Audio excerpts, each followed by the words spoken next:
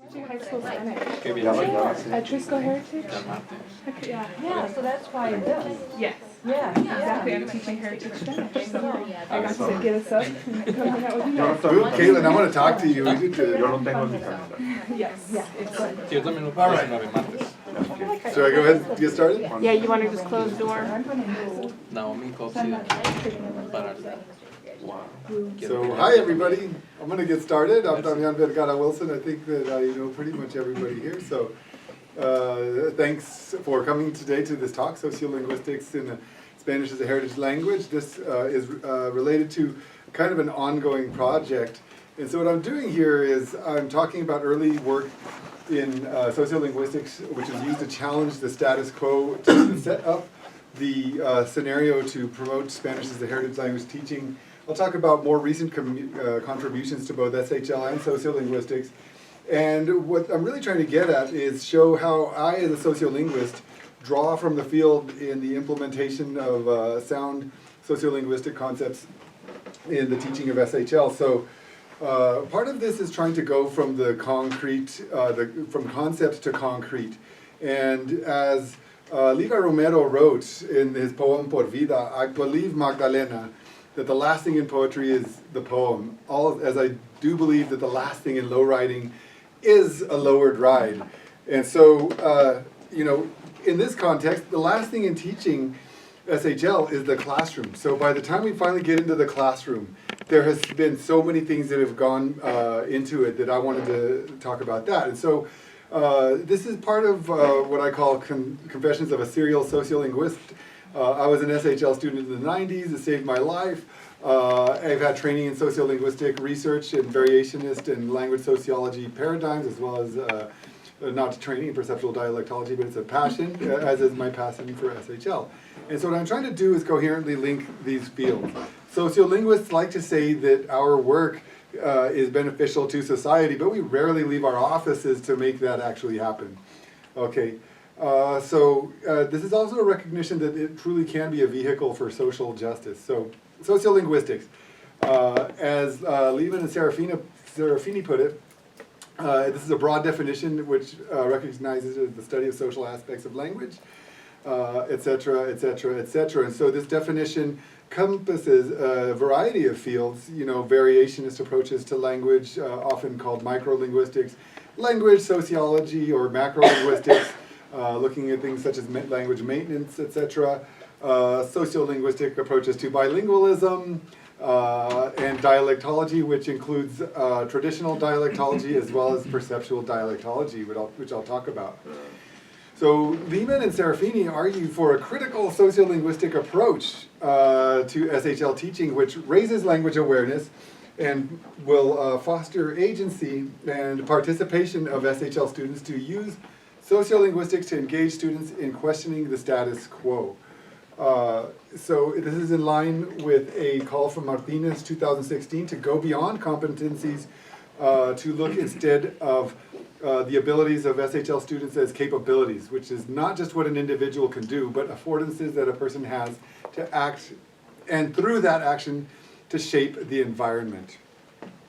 So in the field of SHL, there were some very clear early echoes. And so if we look at the work of Rosado Sanchez in the mid-70s, we see that even back then she was calling for issues related to language awareness, saying things such as, whatever materials are chosen, the best teacher will be one with sound sociolinguistic training, who's aware of the varieties within a language as well as the diversity of varieties within a speaker's own particular repertoire, and aware of the same time with sociopolitical implications of the use of a particular variety. Pero como? How do we develop this awareness? So she continues, you know, the instructor must be aware that all grammars are rule-ordered and logically, and here's one of the most important things, that linguistically, no language variety is superior to another. So as we continue through this journey, we have to remember that language teaching never occurs in a socio-political vacuum. And Rosado Sanchez, of course, recognizes this. And she writes, and these are my changes. At the same time, she's writing about the teacher. they must understand that socially, varieties reflect the status of the speakers of those varieties, and the socioeconomic stratification implies stratification of language varieties and of languages. And that socioeconomic stratification, and therefore varieties, sorry you guys, I'll just look at that screen, how about that? So therefore, varieties or languages associated with low-income people are also given a low status by the dominant group in society. And so, once again, for me, the fascinating thing, the reason I'm bringing this all up is that if you're familiar with the field of Spanish as the heritage language, we're at a point where, the word critical is being added to everybody, to everything, and so there's like critical language awareness, there's critical pedagogy, there's critical sociolinguistic awareness, there's, if you add critical to something, then you're cool and you're doing the field. But the thing I'm trying to get across here is that this is something that was started back in the civil rights era by people who were using sociolinguistics in an effort to bring social justice into the arena of education. And then, of course, we cannot, go through this talk without talking about Guadalupe Valdez, who, although she doesn't mention specifically sociolinguistics, it is certainly in line with the concepts as she asks the reader to challenge the existing power structures and draws a connection to teaching standard English to African American students to the teaching of Spanish as a heritage language.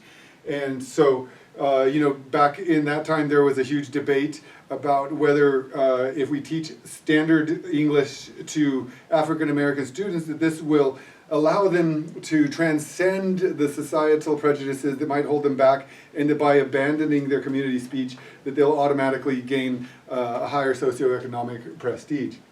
So, and she's talking about this obviously in the context of teaching Spanish as a heritage language, when many educators are calling on their colleagues to teach standard Spanish and to encourage speakers to abandon their community varieties. And she writes that in these efforts that many feel that to educate American citizens to seem acceptable to a prejudiced majority is simply an exercise in futility and a surrender to the many myths of white supremacy. So we must recognize those and not fall into these traps. Okay. She also wants us to challenge the notion of the standard language as a second dialect model, asking us, writing thus, in order to place a student in a section for second dialect learning, we might not have the means at our disposal for determining how that individual might operate in a specified sociolinguistic situations in the two dialects in question. So once again, realizing that you could try to teach one certain variety, but if you are not looking at the situation of how people really use language, where, I will talk in a certain way with one of my good friends here and then switch to a different mode of talking with another, that we're missing a huge part of the picture. And I'm going to get to a couple of slides that fascinate me greatly. She writes that at the college and university level, special courses have been added in response to these wonderful sociolinguistic findings, and they're designed for Spanish-speaking bilingual students, much like what we're doing here. So in other words, she's reporting on SHL programs back in the 70s, and this fascinates me. In her article of this edited volume, she talks about the University of Arizona and shows this panorama of classes offered for bilingual English-Spanish speakers even way back then. And so once again, one of the reasons I'm showing you all these historical things is people often claim that the field of SHL is a new field, but it's not. We've been at this for quite some time now. And, I'm just fascinated that even back then, they have oral communication, reading, writing, grammar, and comprehensive Spanish for the bilingual, a separate track designed hopefully to serve our needs. So, we've looked at some of these early goals of SHL. There's, those of you that read in the field know that there's arguments talking about second dialect acquisition. There's educators who attempt to eradicate all of our stigmatized forms, which I call essentially a lobotomy, where they open up your brain and they take out aiga and they take out asina, and then they sew your skull cap back on, and you're now minus this cognitive material, and you move forward in life better off with this new lobotomy you've just had. There's early calls for appreciation of dialectal differences. And then we get to Lehman and Serafini, who in 2016 are also continue to argue for the importance of sociolinguistics in order to raise critical language awareness and question the status quo and warned that appropriateness approaches might reproduce dominant hierarchies. And so, okay, appropriateness approaches. So one of my favorite things to contest is the whole metaphor of telling students, in order to raise their awareness about the different registers that we use, it's a very popular metaphor is to say, you know, you know that when you go to the beach you wear a swimming suit, and when you go to a wedding you wear a traje de boda, and you wear a traje de boda to the beach or a swimming suit to the wedding, it's out of place. And there's all these metaphors for trying to explain to students how language works.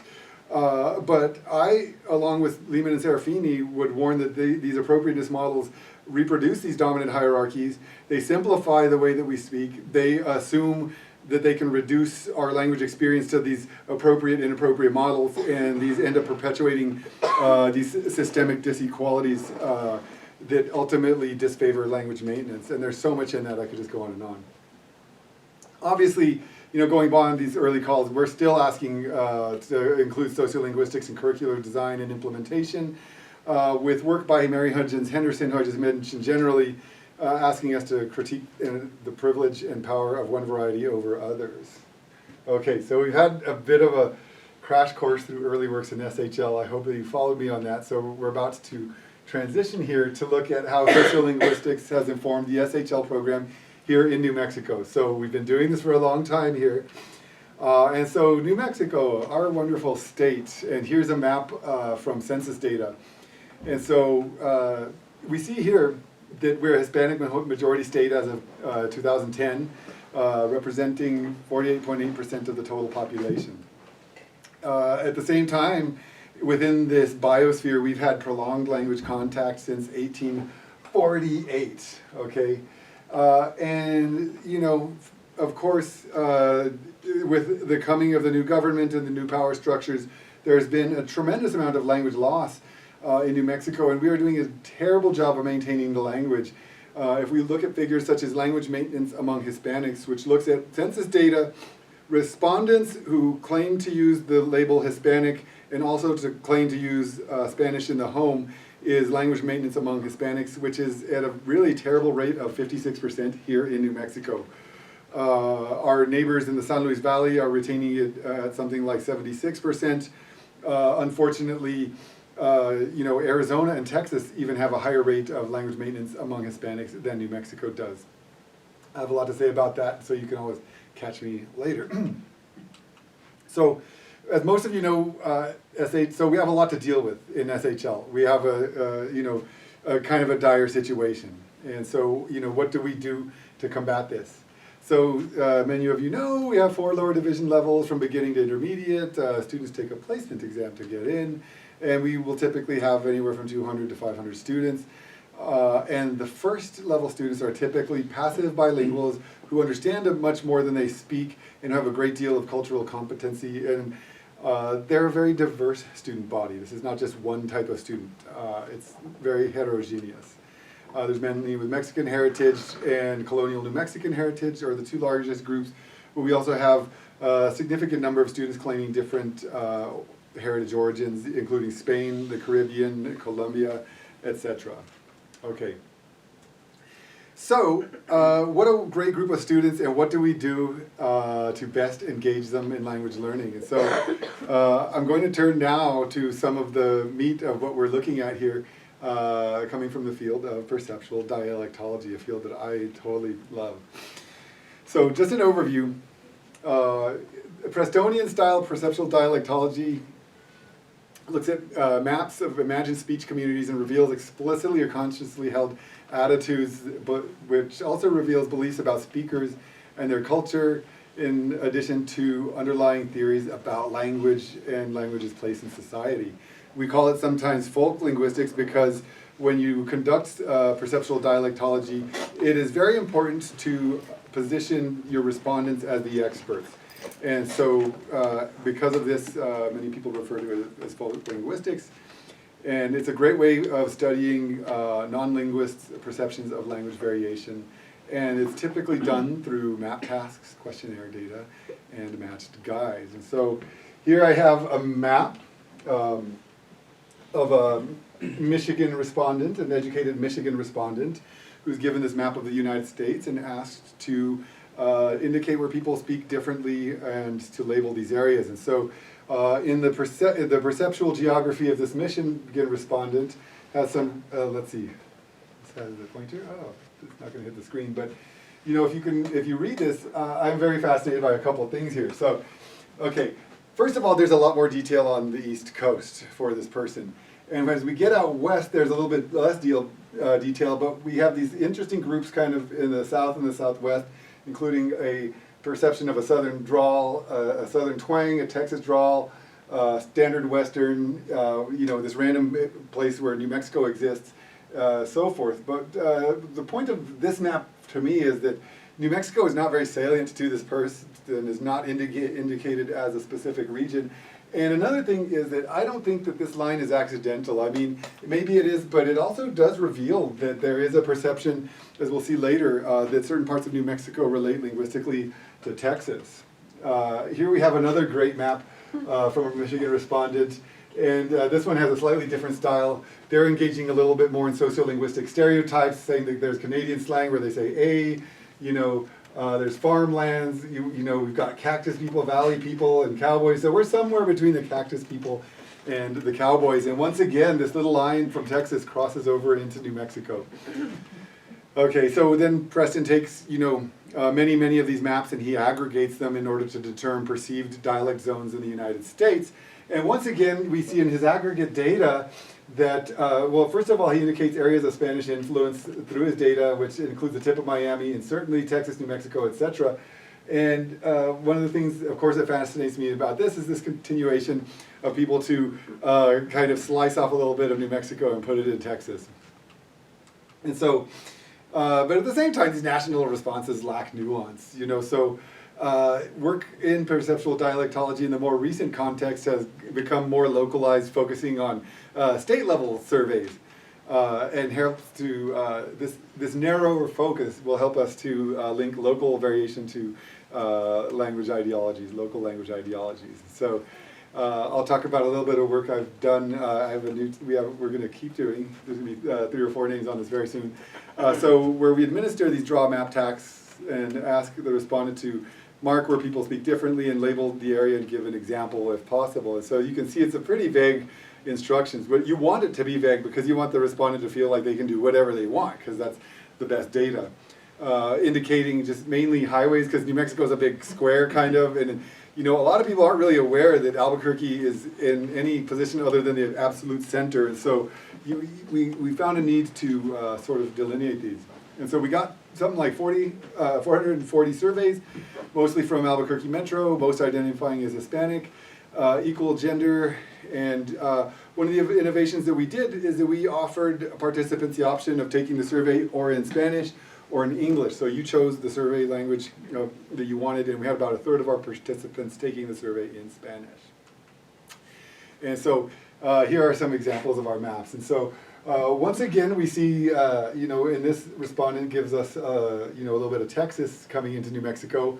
And, you know, there's not a lot of words on here, but if you really examine it, there's a lot of ideology mapped onto this little task. So what we have is Texas, extension of Texas. Then we have Mexican Spanish, New Mexican Spanish, Navajo, and then normal. Okay, so any ethnic identifier, be it Texan, Mexican, Navajo, or New Mexican, is somehow contrasted to the center, which is cast as normal. Okay, so we're in normal land, everybody else is not normal. Okay, this is continued in this map, another one that fascinates me greatly. So up in the Farmington area, this person perceives the great existence of white sophisticated people.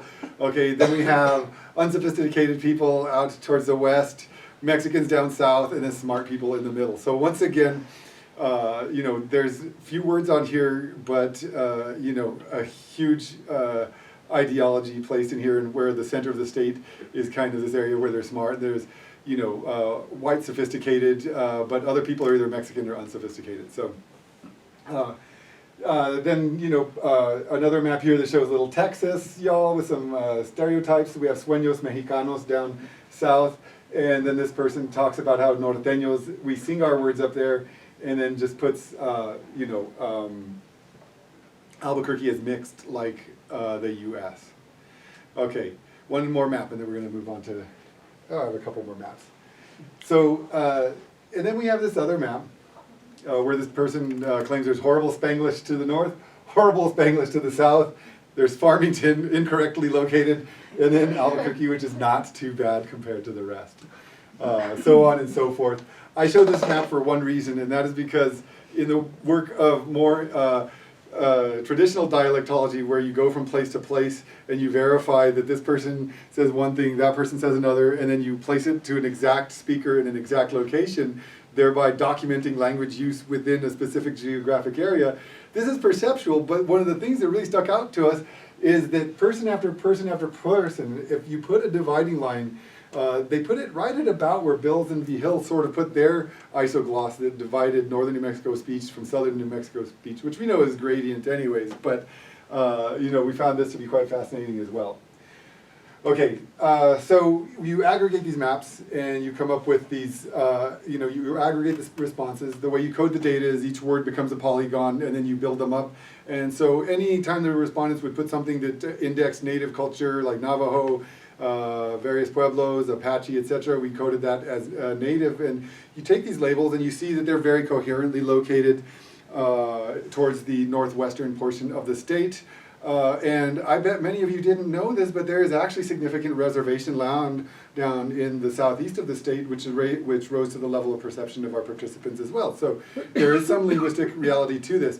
What's erased here is the Central Valley with all the Pueblo cultures, which is a whole other issue. You know, and of course, these maps once again make sense. You know, anytime all of our categories that had to do with Texas, like Tejano, West Texas, and we took the liberty in our qualitative analysis of the data of ascribing labels such as Southern or Hillbilly to the greater Texas Southern category, which gives you this area that reflects the way that people in Dennis Preston's work would cut off a slice of New Mexico. When people said the word Mexican, of course, it's not surprising that it's connected to the southern part of the state. But when you go to the word Spanish, people that were just talking about Spanish is here, Spanish is there, just different descriptors like Español del Norte, Texas infused Spanish, Mexican Spanish. Anytime they use Spanish, we made a polygon out of that. And so instead of being a blanket dark color across the state, you can kind of see how it's concentrated in the north, but even more highly concentrated down by the border. And the middle, you know, we're not so sure what to do about that, you know, until, you know, we look at this map, and this map is a map in which the darker the color, the more people in that county claim to speak Spanish. And the cool thing about this and this is that it's not a one-for-one match, but it shows that, once again, perceptions do match up somewhat to what you find on the ground. My favorite map, Spanglish, is much more prominent in the north, but there's a little down south. But the cool thing about the Spanglish map is that it links the English map, which is in the center with all the normal smart people, according to some of these respondents, and that really links it to the Spanglish map, to the, went too far there. So we have the Spanish map, which seems slightly empty in the center, even more empty on the sides. And we have the Spanglish up north, and then the English map kind of serves as a little bit of a map that kind of links some of these areas in an interesting way, especially the Spanglish and Spanish. Okay, so what does this have to do with SHL? So one of the things in SHL that's very important is the orientation towards the students, you know. And we have to remember that in this context, where we're conducting this work is where most of our SHLers are raised. And so how does this work link local language variation to local ideologies? Okay, so as you get into perceptual dialectology, you'll find that very frequently language ideologies are directly related to notions of space. Space is very important in the way people construct their ideologies. And so in our data, we're claiming that English becomes this unmarked and neutral thing, you know, where there's the normal people in the middle, or the smart people in the middle, and everybody else has like ethnic identifiers. In the neutral zone, not only is it the center of the state, but it's also where most of the participants did the work. And so we also find here that there's you know, evidence, preliminary evidence that the North and South are ideologically contested. So I'm not the only person doing perceptual dialectology. I'm just throwing this out there. There's really great work going on in Miami, where a friend of mine, Sal Calisano, does a totally different approach, where he gets you basically look at a map and you get one chance to hit where somebody will say a sociolinguistic stereotype like dale, and what he finds is that the different groups will have different perceptions of space, and so what he's finding is that on the left we have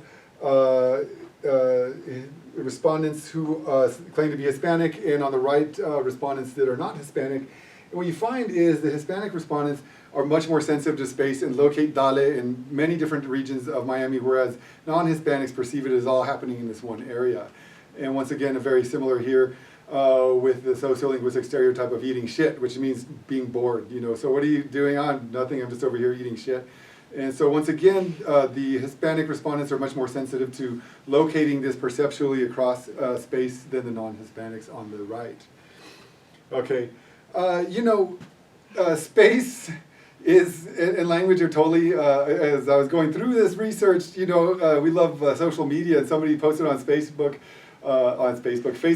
this hilarious meme, when we have the legend here, there's a helicopter down south, and up north there's the sociolinguistic stereotype of a helicopter up north. If you look at Buchholz et al.'s work, they find evidence that people perceive people to say hella is in the north, but that it's not a southern feature in California. But the cool thing about this is it once again shows that, beyond just collecting sociolinguistic data, that people are very attuned to this. And I love the ensuing discussion where, one person snorted and said, that's hella funny, yeah, there's helicopters out there, bruh, et cetera, et cetera.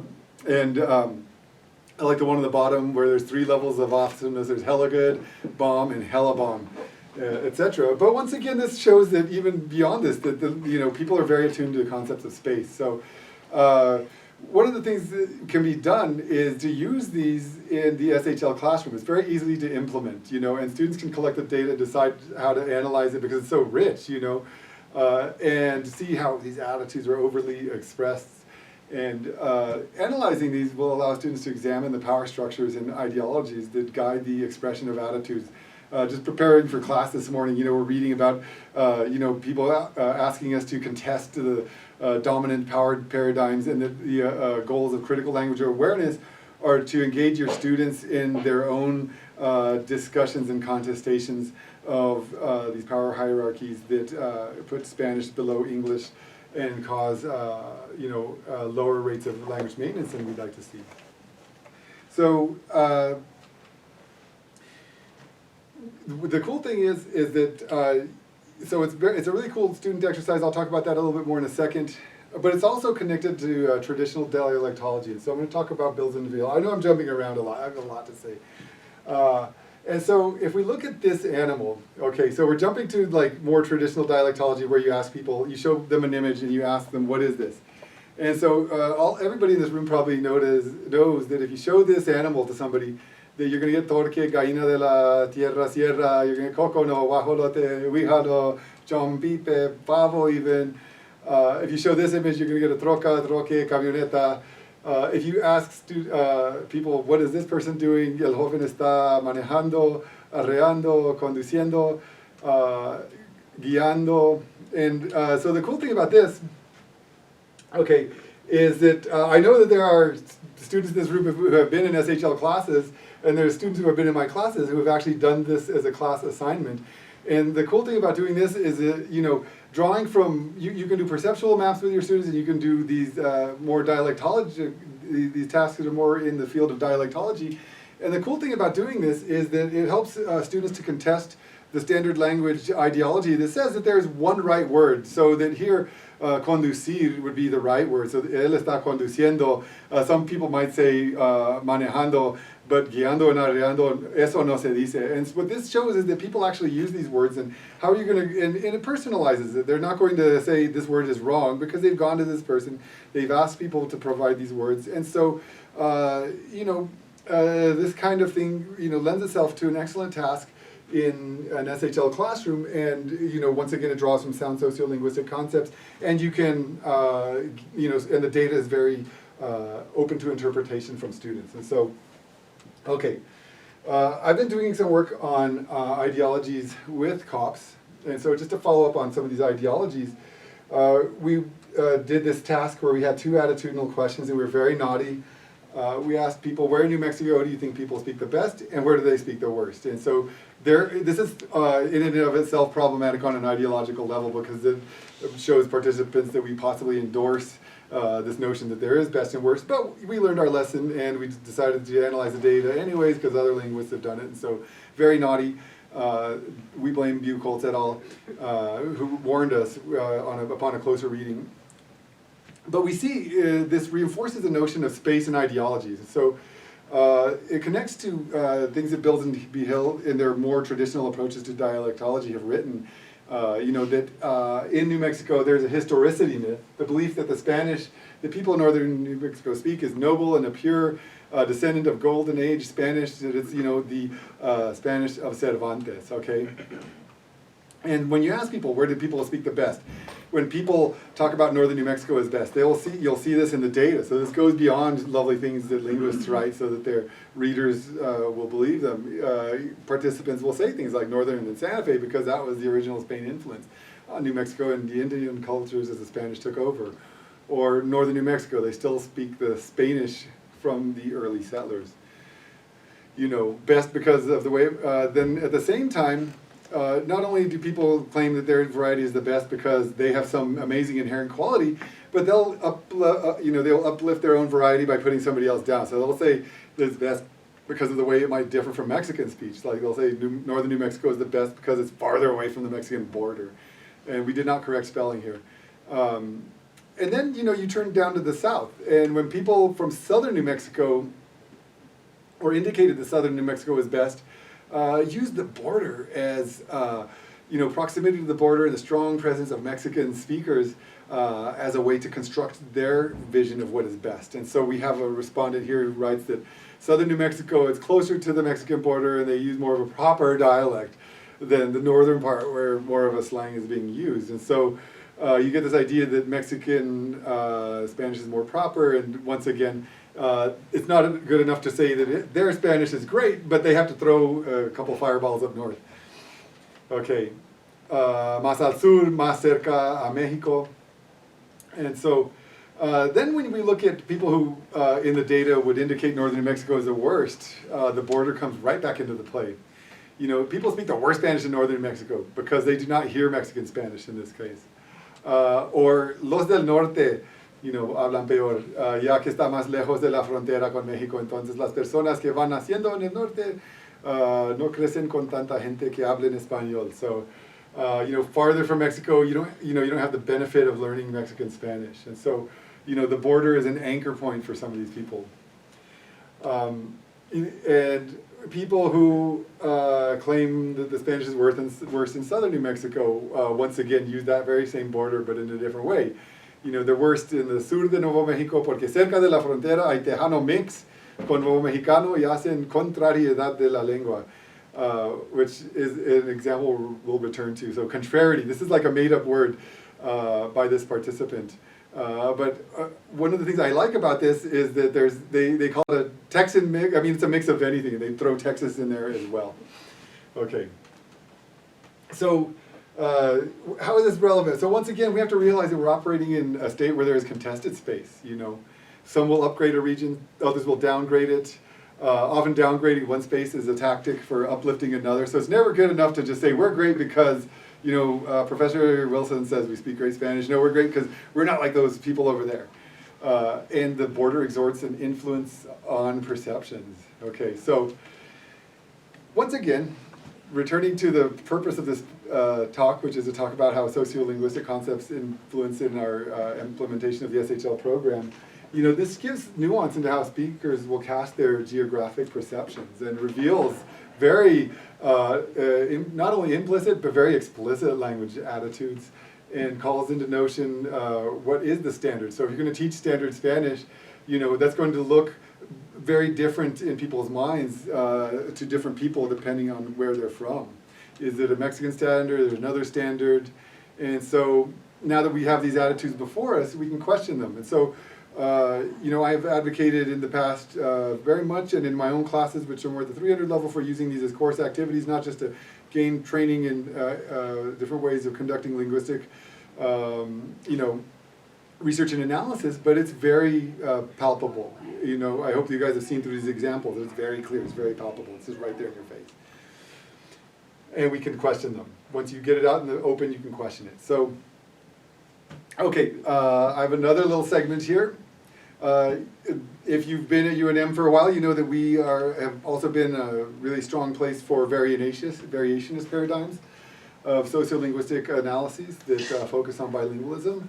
And so I'm going to talk about two research programs real quick, subject expression and bilingual compound verbs. They come from naturalistic data in New Mexico and connect these to concepts in SHL. So in a place where bilingualism is prominent, there's a very strong presence of what we call the convergence hypothesis. So this is when grammatical convergence between bilingual two languages and inevitable, is, you know, basically, well, you read that. Is this, in other words, the convergence hypothesis asks if we are making, as that one speaker put it, contrariedad de la lengua. You know, does the contact make them all become one thing or the other? One of the inherent problems with the convergence hypothesis is that it's almost always biased. It's never, convergence to me means coming together in the middle. And most people who write about the convergence hypothesis write about one language, language X becoming more like language Y. So it's not really convergence if you think about it. So therefore, this is a concept that that's ripe for taking to task with sociolinguistic research. So Torres, Claculos, and Travis, they look at overt subject expression, you know, first person yo and bilingual discourse. So, you know, yo is optional. You can say yo como desayuno cada día, or you can just say como desayuno cada día. So the yo is very optional and very infrequently obligatory in Spanish. And so they test this via code switching by drawing comparisons of linguistic norms across speakers of different differing degrees of bilingualism and across contexts where code switching is and is not present in the preceding discourse. And so, all right, how do we put this into clear terms?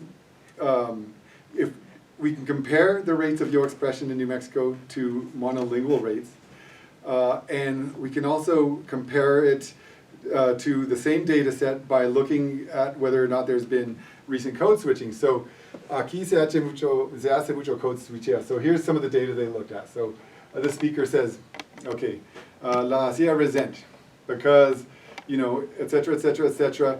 And then the person says, she was little. And then I had another brother. Y luego yo, y mi otra sister. Yo era la que estaba taking care of things. So what we see is, you know, we have a lot of instances of yo. Okay, and before yo, I had another brother, and so what they're asking is, does I prime more realization of yo in bilingual discourse? Okay, so they find that the variable yo expression follows the same grammatical patterns as, you know, for non-contact varieties, regardless of the degree of the bilingualism of the speaker. So, in other words, in New Mexico, we use about the same level of overt yo as they do in, say, Puerto Rico, Mexico, or Colombia. I don't remember exactly their places of comparison, but we're not saying it at a higher rate. So the hypothesis would be this, just to backtrack a little bit. Okay, if you're speaking Spanish, and, you know, if I'm speaking with Mario here, and I say, yeah, you know, estaba en la reunión y luego yo vi, you know, so if I start using a little bit of yo, he's not going to really notice unless I'm using it a lot. So the variable yo expression is exactly the kind of thing that gets be very sneaky and begin to become much more frequent. And the hypothesis is that in English, I is obligatory. And so if I is obligatory, it's going to cause convergence to English by raising the rate of yo. Just very slowly, almost imperceptibly at first, and then change the language to where Spanish speakers in the region are always saying, yo pienso esto, y yo creo lo otro, y yo voy a ir a tu casa. And so we start using yo at a notably higher rate. Okay, so that wasn't the case. We use yo, this overt pronoun expression, at the same rate as other varieties that are not in contact with English. So obviously English did not cause us to make our grammar more like that. Okay. At the same time, there was a slightly rate of subject expression in the presence of code switching, but it's not attributable to code switching. They're saying it's a cross-linguistic effect. So if there is code switching that has I in it, in English, then the presence of I increases the proportion of first-person subjects in general either yo or I. So if you're talking through discourse and just for whatever reason you say the word I, it will mean that it's probabilistically more likely that you'll say that in directly ensuing discourse. And so once again, okay, so they take this to task with bilingual data and find empirical evidence against the convergence hypothesis that says that Spanish is becoming more like English because of code switching and language contact. In some of the work I did, we wanted to take this convergence hypothesis to task as well. And not really take it to task, but I should say to test it. Taking it to task sounds unneutral. So myself and my colleague Jenny Dumont started looking at the construction hacer plus verb, which comes out in things like, pero Ricky le decía smoking, ese hacía smoking. Or like the speaker back here says, la hacía resent, porque, you know, this kind of thing. So basically, this looks like it's very much a product of one grammar becoming more like the other, but is there more to it, okay? So in this case, what we see is the verb hacer basically is like a verbal conjugation. It has almost no semantic content, and all the semantic content is added by the English infinitive. I put my little things backwards. Okay, so is this convergence? Okay, so one of the things that we write is that this is a hybrid form in which elements from each donor language are used in ways that are different. So if you think about it, you don't say, okay, you know, él hace fumar, you know, so hace fumar, you know, the infinitive in Spanish is not used that way. And in English, you don't say things like, Ricky does smoke. You can say it as an affirmative thing, he does smoke, but you don't say it as just a stating, you know, regular habit of Ricky does smoke. And so, once again, convergence refers to an element in the recipient language becoming closer to the donor, but because, you know, once again, emphasizing that these depart from usage patterns of each language. Okay. So in addition to the convergence hypothesis is the cognitive load hypothesis, which states that language contact situations, bilinguals develop strategies aimed at lightening the cognitive load of having to remember and use two different linguistic systems. And so, you know, you can see the cognitive load in speech when there's editing phenomenon. So when I get up here and I might have false starts, or I hesitate and pause, it shows that, you know, there's something going on and I'm having cognitive difficulties. Speaking is hard, right? We all teach, most of us, or, you know, we might do public speaking. Speaking is tough. Online speaking is a very hard thing to do. So there's a lot of indicators in speech that would reveal sort of a cognitive load. Oh, I'm not actually doing too bad. And so myself and Jenny, we had examined speech that was transcribed into prosodic units. So a prosodic unit is when instead of dividing speech into sentences or breath units, usually we have what we call intonation units. They have basically one intonational contour, and we claim that prosodic units are also cognitive units. They tend to contain coherent ideas. And so we looked at intonational units with and without hacer plus V, this bilingual compound verb that we just looked at. And we coded intonational units into Spanish, English, and mixed. And we measured hesitation and monitoring phenomenon in these different intonational units for pauses and truncations. Once again, you know, if I'm pausing or if I'm like truncating, then that shows that I'm, you know, having some kind of a cognitive thing going on that's preventing me from delivering smooth speech. And so we measured these intonational units for this, and we did not find any significant differences in the rate of hesitation and monitoring phenomenon in prosodic units with and without hacer V. So, okay, if we're using hacer V, Ricky hace smoke, because there's a sort of a cognitive deficit, you would expect there to be more pauses, right? Okay, you would expect more truncations, like Ricky hace smoke, you know. Well, what we found is that there was not a greater rate of any of these hesitation or monitoring phenomenons in intonational units with or without this. So speakers just use it very fluidly, okay? So there's no evidence that speakers are using these sort of hybrid constructions to lighten the cognitive load. And so,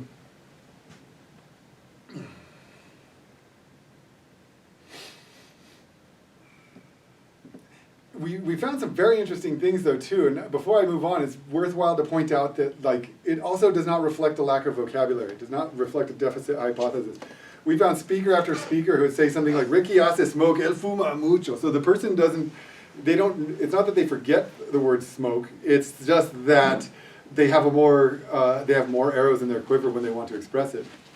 So coming back to the purpose, which is how does this all affect implementation in SHL? Those of you who work with me know that we don't fear bilingual classes don't fear bilingual practices in the classroom.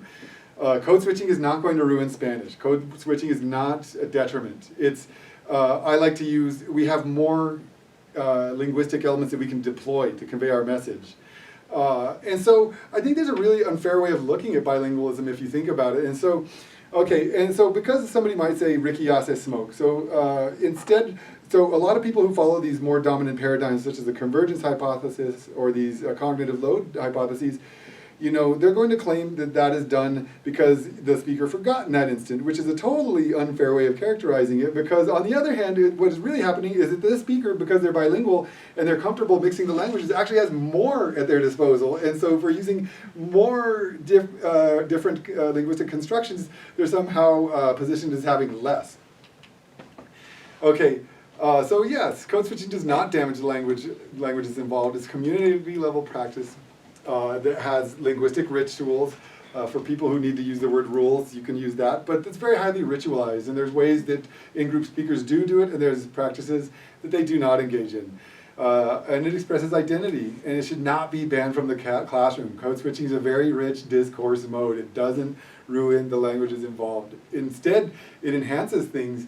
In my opinion, if you are an emerging bilingual and you're attending to code switch to speech, what a great resource, because you get a better insight into what people are talking about in the target language by clues you get in your more dominant language. So educators of heritage language should not fear this.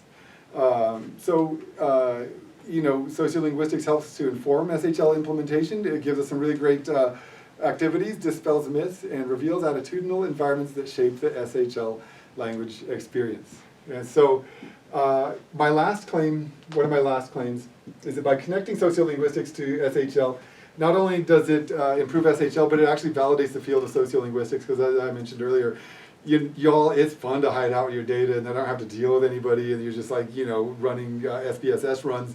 It's brilliant. We all want to be there. But we have to get the stuff out of our ivory towers and put them on the ground, or our adobe towers here. So language is a complex adaptive system, and regarding beginners, SHL students should be best at what they encounter in discourse. We should encourage our students to engage in code switching or translanguaging and gossip. They shouldn't be afraid to use forms that are stigmatized by some speakers. They'll see kind of the way that people divide ideology and space up, and they can realize that this is just an ideology and it's based on artificial constructions instead of any really scientifically defensible characteristics. And then hopefully we also foment an appreciation of diversity, which always, in my opinion, begins with an appreciation of the self. And if you appreciate yourself better, you will appreciate others even more. So, gracias, gracias, gracias. And I thank organizers of the Spanish as a Heritage, the Symposium on Spanish as a Heritage Language last spring, who gave me an opportunity to give a version of this talk. Salvatore Casellano, who does Perceptual Dialectology and is really innovating the field, and where I was able to give this talk for the first time at the UTRGV. So, a version of it. So there. Questions? I have to teach class in a couple minutes, but...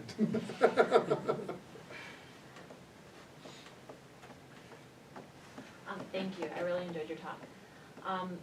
I have a lot of, we can continue the conversation anytime when you don't have to teach classrooms, but I was wondering if you could talk a little bit about the difference between using the term attitude versus ideology. Mm-hmm. So I sit over in linguistic anthropology, and we tend to talk about this in the realm of language ideologies, and I hear that the PD literature focuses more on the use of attitude. And I notice that you tend towards ideologies, but when you talk about the broader work, you bring in attitude. And I was wondering if you tease out any differences between them? Is it productive to think about these as different kinds of things? Well, I do think they are, and some of it might just be, my own hesitation and monitoring phenomenon. not necessarily attending to those differences. But no, I talk about those things in the same way. So like, whereas ideologies are more, a lot of times one of the metaphors is they're a constellation of attitudes that become a larger thing, that's kind of almost exists above the group. The ideologies are created almost collectively, whereas attitudes are, much more of a micro thing. And so, yeah, I think that they are, it's not hard to operationalize a difference between the two. At the same time, when you read a lot of the literature, there's a gray area where it's kind of hard to know where to separate ideologies and attitudes. But yeah, I do differentiate. So when we go back up to some of these, like,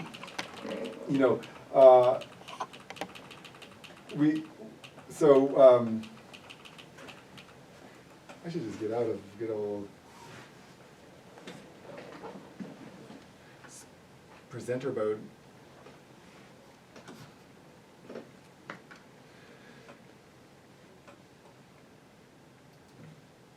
Just to choose one of these at random. Okay, so the attitude would be, enacted by this person who has an attitude that says that southern New Mexico is best. Okay, so that's an attitude. But the constellation comes from what I would call the standard language ideology, where this person is saying there's a proper dialect, and so this is a constellation of people who kind of in the aggregate will say, will construct Mexican Spanish as being, there's more education involved with it, it's more proper, people learn it in school. We even had people saying, it's more correct, like that La Academia Española even comes up in these data, and so that's more of a constellation, whereas, this right here is an attitude. But so yeah, we do. That's helpful, thank you. Frank? I had two things. One was, so what was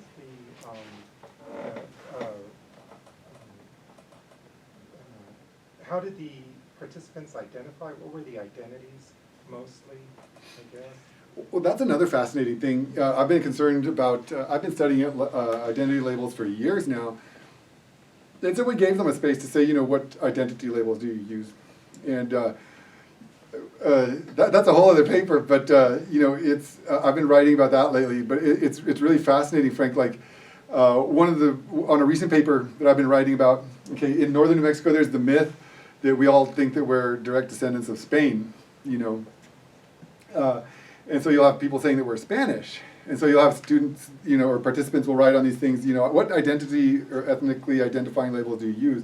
And they'll put Spanish. But when you start looking at the data, you'll see that, Spanish, while it's concentrated in the north, it's not exclusive to the north. And in the north and the south, I found participants who would say Spanish, comma, Mexican, comma, Chicano, comma.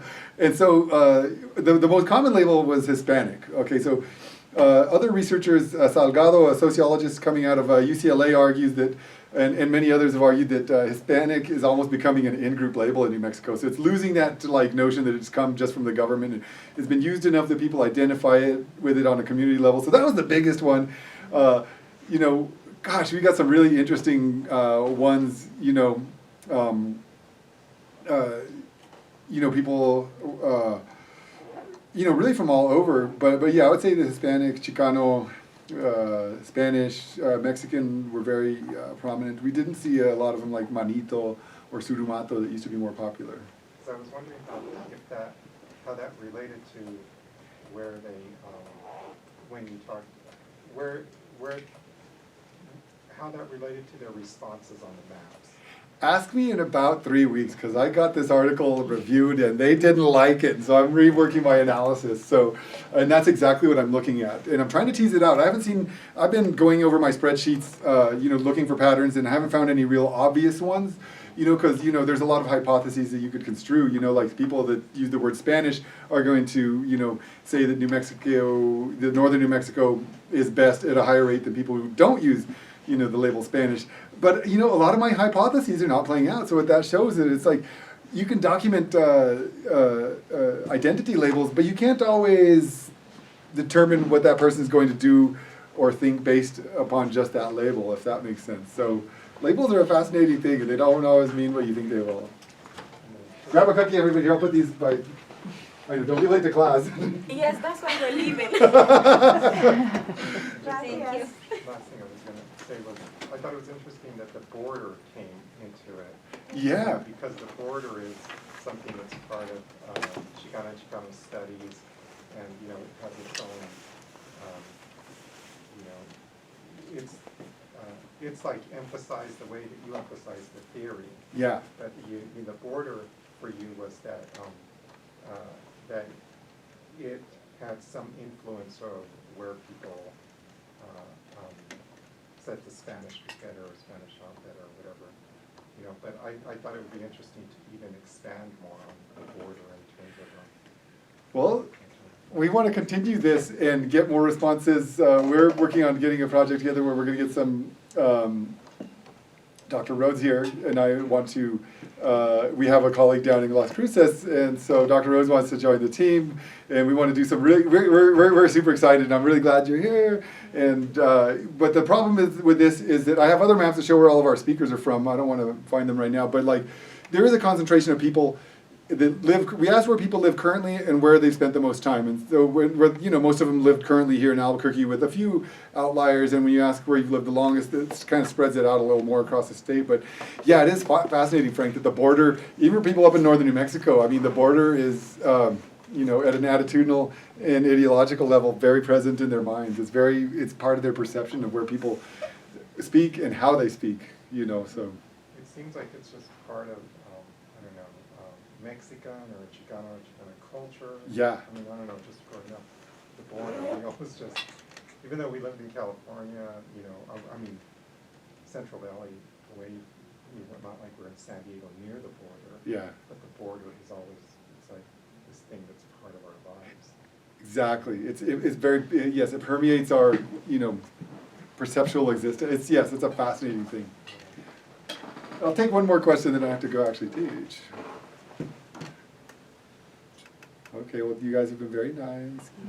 Oh, wait. I have a small observation. I know if we have time. So there's theories, the convergence theory and the other theory, which I was just like, when we were talking. Wow. But it seems to me like those proceed from monoglossic language ideologies. They do. And so I think it's really helpful to remember that even our theoretical frameworks can be imbued with these ideological underpinnings, right? That engage in the reproduction of these hegemonic ideas about the standard, right? Exactly. And this language policing and boundary making. Well, yes, thank you for bringing that up. We have, in the articles I wrote, the one with Jenny and the single-authored article on the bilingual compound verbs, we highlighted both times that there has been a monolingual bias in linguistic research, where researchers assume that monolingualism is the norm. And let's look at these weird bilinguals do, where that's just, and it's a total bias, where most people in the world outside of this country especially are bilingual. Yeah. And so cognitively advantaged. Exactly. And so Load, right. And so right behind those two hypotheses is this ideology that monolingualism is the norm, monolingualism is superior, and bilingualism is strange, and it might cause cognitive issues when you try to speak. And even at the high school level with bilingualism, we work at a bilingual school, and we say you're in your bilingual math class, speak Spanish. You're in your regular, what do we call it, general ed, social studies class, speak English. Yeah. Like there's not a mixture of the two. I think that, well, that's one of the things I would like to argue for, is that I think especially bilingual schools are ripe for translanguaging. Absolutely. And, I visited your school and I noticed that there's lots of translanguaging everywhere. So there might be these little rules, but I think that at the same time, I've observed that it's very acceptable to, in just conversations to code switch, and so I'm thinking that there needs to be space for code switching if and when it's natural, you know what I mean? And so, so once again, it doesn't hurt anything, especially when you come from a community where that's what you're hearing all the time. Right. That raising my daughters, I always thought it was very important that they also need to be able to code switch, porque sabes que eso es lo que tú vas a escuchar. So. Yeah, it's great. Cool. Well, thank you so much for coming. Especially to you who came all the way from Jalisco Heritage. I'm thrilled that you're here, and I can't wait to go over, assess more portfolios for the bilingual seal. It's always a joy for me to do that. And I did it for you guys last year, and I've done it for Albuquerque High, and so. Yeah, I was talking to Eva about getting a bunch of TAs to go out and do it. Yeah, Eva did it. Yeah, it's a